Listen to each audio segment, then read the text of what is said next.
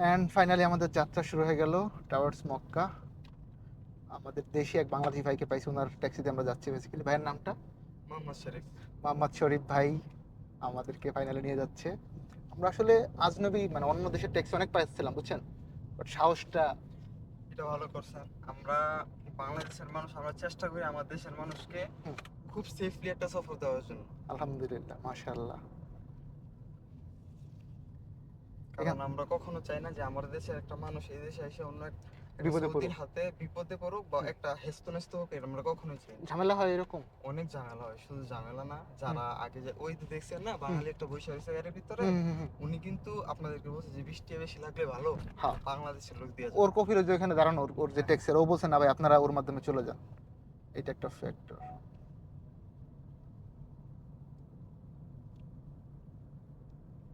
এটা কি হজ টার্মিনাল? এটা হজ টার্মিনাল, টার্মিনাল 2, টার্মিনাল 3 এটা।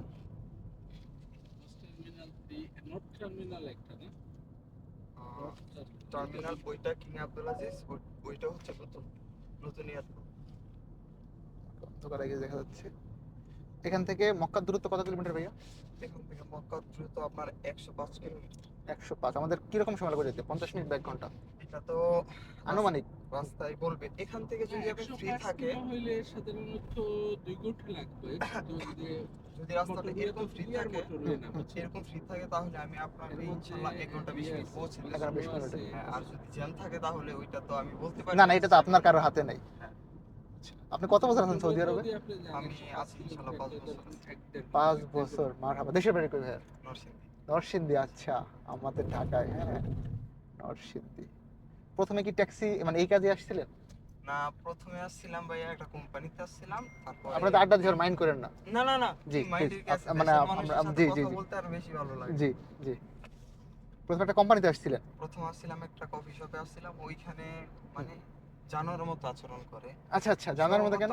হুম স্বভাবত দেখেন আমার দেশের অনেক মানুষ আছে এখানে 600 টাকা বেতনে কাজ করে। হুম হুম হুম মানে পরিশ্রমটা হিসেবে পারিশ্রমিক তাদের হুম কম বলতে অনেক কম। হুম হুম হুম তারপর আমি তেমন একজন ওদের মতন একজন সদস্য ছিলাম। হুম আমি অনেক কষ্ট করছি, হুম 2 বছরে আমি অনেক কষ্ট করছি। হুম হুম হুম তারপরে আমি সিদ্ধান্ত নিয়েছি যে দেশে চলে যাবো, এইভাবে আর অত্যাচার সহ্য করবো না। হুম হুম তো আল্লাহর রহমতে আমার একজন বড় ভাই আছে, উনি আমাকে বলতেছে যে হুম দেশে যাওয়ার দরকার নাই, তুমি যেহেতু দেশে 4 বছর গাড়ি চালাইছো, হুম ড্রাইভিং লাইসেন্সের সাথে নিয়ে এসো, সমস্যা নাই, তোমার ড্রাইভিং লাইসেন্সটা আমাকে দাও, হুম আমি এটা জমা দিয়ে তোমাকে আমি 2 দিনে ড্রাইভিং লাইসেন্স বের করে দেই, হুম আর গাড়ি কিনে দিই, তুমি গাড়ি চালাও। মাশাআল্লাহ। হুম তো ওনার কথাতে আমি একটু সাহস পাইলাম, হুম মানে দেশে যাওয়ার পথে ছিলাম। হুম হুম হুম তাও আমি দেশের জন্য পুলিশের কাছে ধরাও দিছি।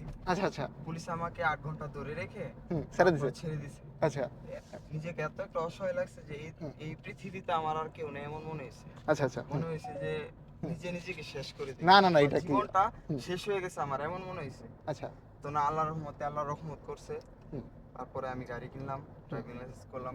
ড্রাইভিং লাইসেন্স যেদিন আমার ড্রাইভিং লাইসেন্স বের হয়ে আসছে, হুম আহ, ওই দিনই আমি সুন্দর সময় গাড়ি কিনলাম।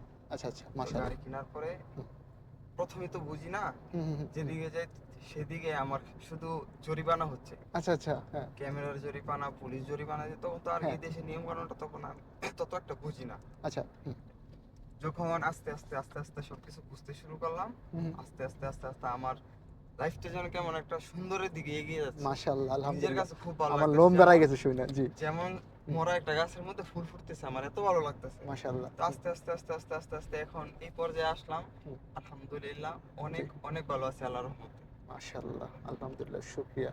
আহ, যদি বলা সম্ভব হয়, 2000 রিয়ালের মতো থাকে? বেশি দিন। বেশি? বেসিক্যালি আমাদের, অনেক আমরা কিছু আছে, প্যাকেজ আছে। সর্বনিম্ন হুম যদি আমরা কাজ নাও করি, হুম ওই দিনও আমরা 300 টাকার মতো কাজ করি। আচ্ছা। মানে এটা আমার বলার কারণ, হুম আমি অন্য দেশের মানুষ হলে বলতাম না। জি আমি জি, চাই আমার যে দেশি আমার ভাই সে বলেন। জি আমার দেশের মানুষ আমার কথা শুনুক, বা জি ওরা যদি আমার কথা দেখে আগ্রহ করে যে না আমি এই দেশে একটা ইনভেস্টমেন্ট করব, জি জি সাহস করে। আমাদের বাংলাদেশের মানুষ এই সাহসটা করতে পারে না। জি জি জি। ওরা যদি বলে না আমি একটা ইনভেস্টমেন্ট করব, করে আমি আমি নিজের পায়ে দাঁড়াবো, হুম আমি হুম কারো কথা শুনবো না, হুম আমার টাকা যাক, আমি হুম আমার নিজের মতো করে চলতে পারবো, ওইটাকে বলে বিদেশ। হুম আর আমরা যে আরেকজনের ওইখানে খাটি, হুম হুম। আরেকজনের ইতে থাকি, পরিশ্রম। পরিশ্রম করি, জি। ওইটা আমরা মনে করি না ওইটা আমাদের বিদেশ, ওইটা আমাদের জন্য জেলখানা। রাইট। ওইটা আমাদের জন্য জেলখানা। কফি শপে যখন আসেন তখন তো আপনার জীবন খুব দুর্বিষহ ছিল। খুব দুর্বিষহ ছিল। ওরা আমাকে বলছে যে 8 ঘন্টা ডিউটি। ওনারা আমাকে আনার পর বলতেছে ওইখানে বাংলাদেশ আমাকে ভিসা দিছে 8 ঘন্টা ডিউটি। এখানে যখন আসি ওরা আমাকে অমানসিক অত্যাচার করতেছে। আমাকে 16 ঘন্টা ডিউটি করাচ্ছে। ইস। আমার বেসিক বেতন দিচ্ছে 1300 টাকা। 1300 টাকা দিচ্ছে, শুধু থাকার জায়গা দিচ্ছে আর খাওয়াটা নিজের।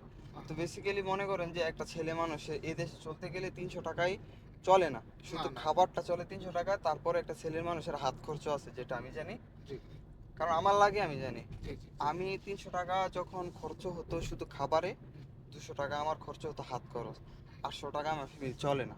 না।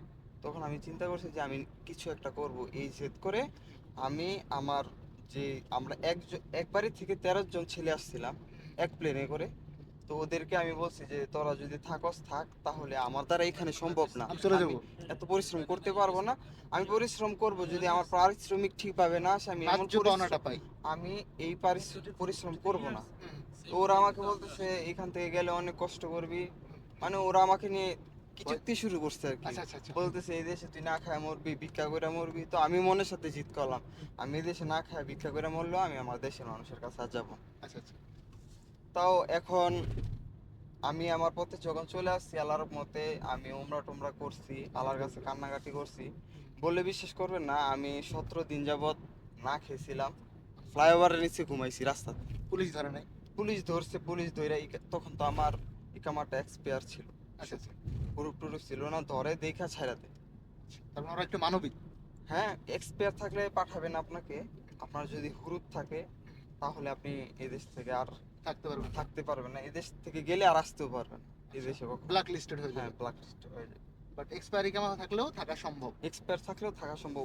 ওনারা আপনাকে একটা সুযোগ দিবে, এক্সপায়ার আছে সমস্যা নেই, আপনি আপনার কাগজপত্রটা ঠিক করেন। ঠিক করে ফেলে। কিন্তু ওইটা হচ্ছে আপনার হুরুপটা হচ্ছে কেমন, যে আমরা যখন কোনো একটা জায়গায় যাই, ওইখান থেকে যদি আমাদেরকে একটা স্কুল থেকে যখন আমাদেরকে একদম বের করে দেয় লাল কালি দিয়ে, জি, জি, জি। এটাই হচ্ছে এই সিস্টেমটা। টিসির হ্যাঁ, মতো। টিসির মতো। হ্যাঁ। যখন আপনার ইকামার উপরে ওনারা একটা, এটাকে বলে হুরুজ নাইয়া, ওনারা যদি একটা মেরে দেয়, এখানে সবকিছু অনলাইনে, হুম। যখন মেরে দেবে তখন এটা ইন্টারন্যাশনাল হয়ে যাবে, আচ্ছা, আচ্ছা। আপনি আর আসতে পারবেন না। কথা বললে ওনার দিকে একটু মানে কম কথা বলে চালান, ঠিক আছে? হ্যাঁ, আচ্ছা, আচ্ছা। আমাদের কথা বলতে হবে না, উনি ওইদিকে চালাচ্ছে। সো এই হচ্ছে অবস্থা না? তাহলে মোটামুটি বাংলাদেশি যারা আছেন ট্যাক্সি কাপ চাইলে। এটা কিন্তু এদেশে পারমিট না, আচ্ছা, এটা চালানো কিন্তু এদেশে পারমিট। আচ্ছা। তাও চালাবেন খুব সাবধানে, কিন্তু এটা চালানো ব্যাপার না, শুধু এটা মক্কাতে চালানোটা টাফ। আচ্ছা, কারণ কি?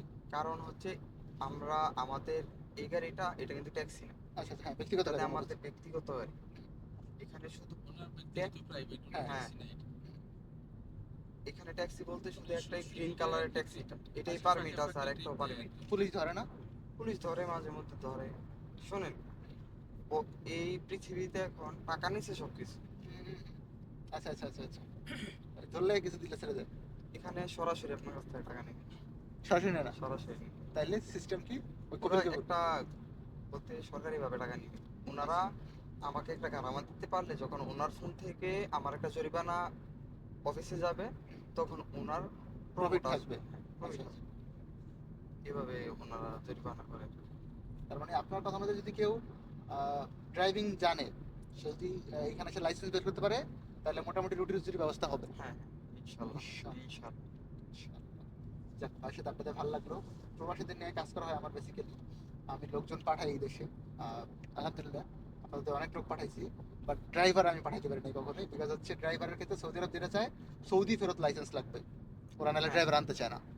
সৌদির ভ্যালিড লাইসেন্স থাকলেই কোনো কোম্পানি আনে, আদারওয়াইজ বাংলাদেশি লাইসেন্স অ্যালাউ করে না। সত্যি কথা, এই জন্য আমরা ড্রাইভার পাঠাইতে পারি না। আমরা কয়টার সময় বুঝতে পারি ওই রাস্তায়?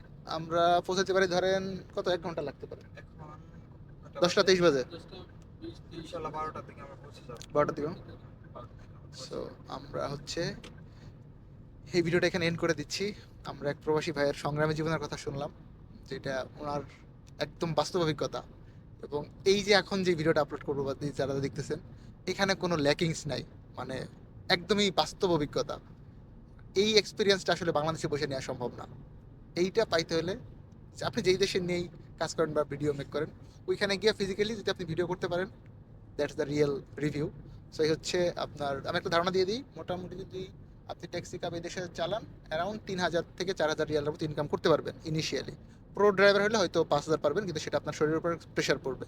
না, এখানে যারা প্রো ড্রাইভার আছে ওনারা 15,000 রিয়ালের উপরে 15,000 রিয়াল, 15,000 রিয়াল। মাশাআল্লাহ। বেসিক্যালি আমি দেখেন, আমি কিন্তু এই যে ঘুমিয়ে থাকি বেশিরভাগ। আচ্ছা আমি আচ্ছা আমার মন মেজাজের উপরে কাজ করি, আমার ভালো লাগলে কাজ করি, আমি না হলে করি না। আচ্ছা আচ্ছা, তাও ইনশাল্লাহ আমার 12,000, 13,000, মাশাআল্লাহ 10,000-এর উপরে আসে। মাশাআল্লাহ। তখন আমার নিজের একটা খরচ আছে, আমার গাড়ির একটা খরচ আছে। জি জি জি, আমার বেসিক্যালি 8,000 রিয়াল থাকে। মাশাআল্লাহ। আমি যেটা সত্য ওইটা বলছি। না না, থ্যাংক ইউ সো মাচ ভাই, আপনি একদম কারণ রিয়েল। আমার দেশের মানুষ, আমি চাই আমার দেশের মানুষ একটা সাহস করুক। হ্যাঁ, অনেকে ভয় এখানে পায়। সাহস করলে তুমি রাজা, না হলে তুমি কিছু করতে পারবে না। গাড়ির দাম কেমন এদিকে? কম তো, গাড়ির দাম খুব বেশি। গাড়ি আপনাকে ক্যাশ পুরো ক্যাশে নিতে হবে না। হুম। আপনি লোনে নিতে পারবেন। আপনার যে মালিক, আপনার যে কফিল, ওনার সুপারিশে আপনি কিস্তিতে নিয়ে নেন। বাহ, মাশাআল্লাহ।